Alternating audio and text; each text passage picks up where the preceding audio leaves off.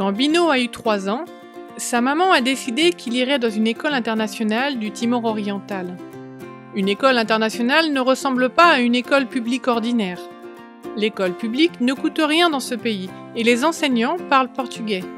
S'inscrire dans une école internationale coûte et les enseignants parlent anglais. Mais la maman de Bino voulait qu'il apprenne l'anglais. Alors elle a demandé au papa de trouver une école internationale à Dili, qui est la capitale du Timor oriental. C'est là qu'ils habitent. Le papa de Bino a trouvé plusieurs écoles internationales, mais elles étaient toutes trop chères. Et puis un jour, il est passé devant l'église adventiste. Sur le mur, il a vu une affiche qui parlait de l'école internationale adventiste. Un numéro de téléphone y était affiché. Alors il a appelé pour avoir plus de renseignements. À sa grande joie, il a appris que le prix de l'écolage lui permettrait d'inscrire Bino. Les parents de Bino n'étaient pas adventistes, mais ils en avaient entendu parler auparavant car l'oncle de la maman était adventiste. Bino est allé à l'école et a rapidement commencé à apprendre l'anglais. Puis, grâce à lui, sa maman aussi. Chaque jour, quand Bino revenait de l'école, elle lui demandait de lui apprendre les mots qu'il avait lui-même appris. « Hello !» disait Bino. « Hello !» répondait sa maman. « Goodbye !» disait Bino. « Goodbye !» répétait sa maman. Les semaines et les mois passant, les leçons d'anglais sont devenues plus compliquées. « I love you !» disait Bino. « I love you !» s'exclamait sa maman.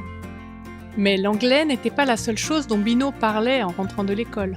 Chaque jour, il entendait le maître raconter les histoires de la Bible. Alors, il racontait David et Goliath, Jonas et le grand poisson, et Jésus et le garçon dont le repas avait nourri 5000 personnes.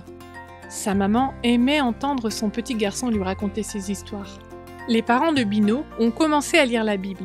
Parfois, ils avaient des questions à poser au sujet de ceux qu'ils lisaient. Aussi ont-ils demandé au pasteur de l'église adventiste qui se trouvait près de l'école de Bino, ainsi qu'à un missionnaire américain qui vivait sur l'île.